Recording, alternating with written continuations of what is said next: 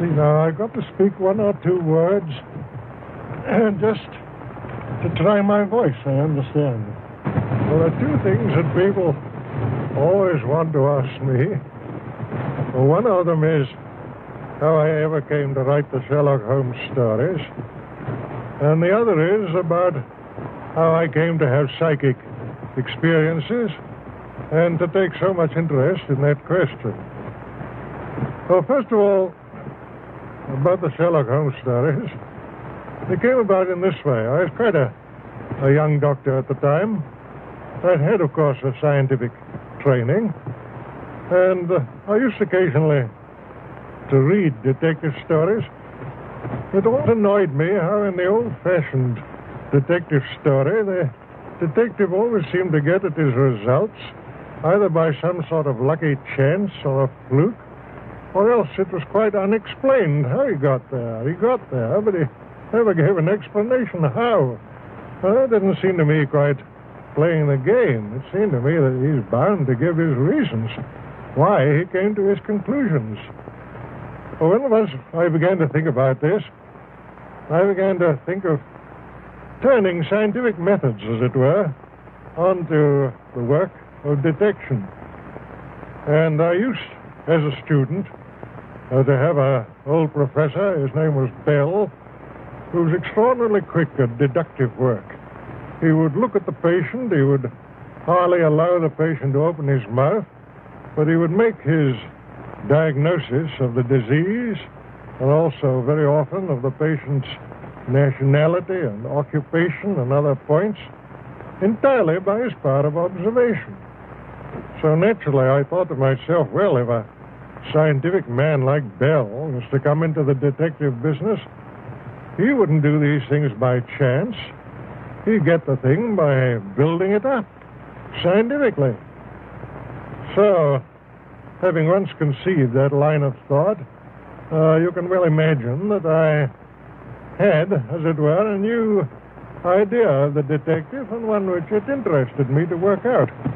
I thought of 100 little dodges, as you may say, 100 little touches by which he could build up his conclusions, and then I began to write stories on those lines.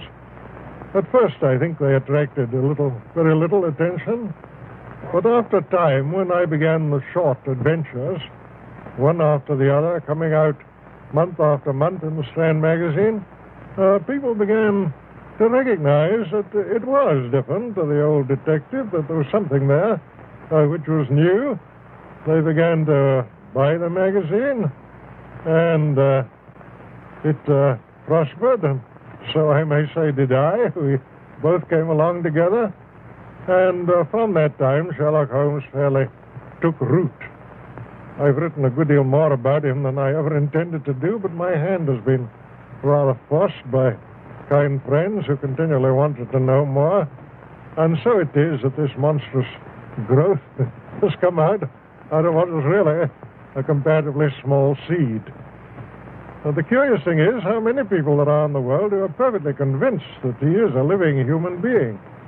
I get letters addressed to him, and I get letters asking for his autograph, get letters addressed to his rather stupid friend, Watson. I've even had ladies writing to say that they'd be very glad to act as his housekeeper. One of them, when she heard that he had turned to the occupation of keeping bees, wrote saying that she was an expert at segregating the queen, whatever that may mean, and that she was evidently predestined to be the housekeeper of Sherlock Holmes. I don't know if there's anything more I could say with advantage about him.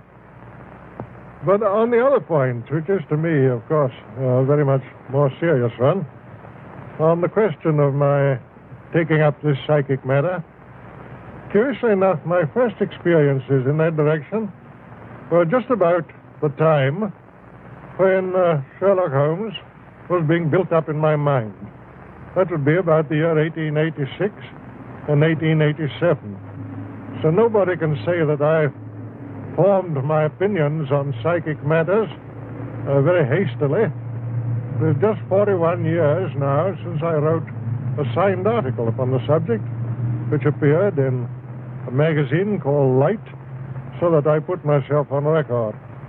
During these 41 years, I've never lost any opportunity of reading, of studying, and of experimenting on this matter. People ask me, will I write any more Sherlock Holmes stories? I certainly don't think it's at all probable. But as I grow older, the psychic subject always grows in intensity, and one becomes more earnest upon it, and I should think that my few remaining years will probably be devoted much more in that direction than in the direction of literature. Nonetheless, of course, I haven't abandoned writing.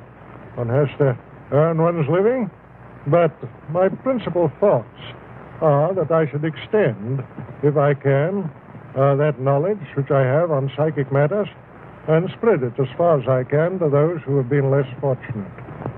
But don't for one moment suppose that I'm taking it upon myself to say that I am the inventor of spiritualism, or that I'm even the principal exponent of it. There are many great mediums, many great psychical researchers, investigators of all sorts. All that I can do is to be a gramophone on the subject, to go about, to meet people face to face, to try and make them understand that this thing is not the foolish thing which is so often represented, but that it really is a great philosophy, and, as I think, the basis of all religious improvement in the future of the human race. I suppose I've said with more mediums, good and bad and indifferent, than perhaps any living being. Anyhow, a larger variety, because I've traveled so much all over the world, and wherever I've gone, either in Australia, America, or South Africa, the best that there was to be had in that direction was put at my disposal. Therefore, when people come along and contradict me, who have had no experience at all, read little, and perhaps never been to a seance, you can imagine that I don't take their opposition very seriously. When I talk on this subject, I'm not talking about what I believe. I'm not talking about what I think. I'm talking about what I know. There's an enormous difference, believe me, between believing a thing and knowing a thing. I'm talking about things that I've handled, that I've seen, that I've heard with my own ears, and always, mind you, in the presence of witnesses. I never risk hallucination. I usually, in most of my experiments, have had 6, 8, or 10 witnesses, all of whom have seen and heard the same things that I have done. Gradually, I became more and more convinced on the matter as I studied year in, year out, but it was only in the time of the war, when all these splendid young fellows were disappearing from our view. The whole world was saying, well, what's become of them? Where are they? What are they doing now? Have they dissipated into nothing? Or are they still the grand fellows that we used to know? It was only at that time that I realized the overpowering importance to the human race of knowing more about this matter. Then it was that I flung myself more earnestly into it, and that I felt the highest purpose that I could possibly devote the remainder of my life to was trying to bring across to other people something of that knowledge and assurance which I had acquired myself. Certainly the results have justified me. I'm quite sure I could fill a room of my house with the letters that I have received from people telling me of the consolation which my writings on this subject and my lectures on this subject have given to them. How they have once more heard the sound of a vanished voice and felt the touch of the vanished hand.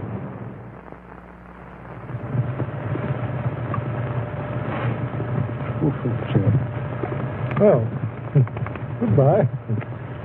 Come along. Okay.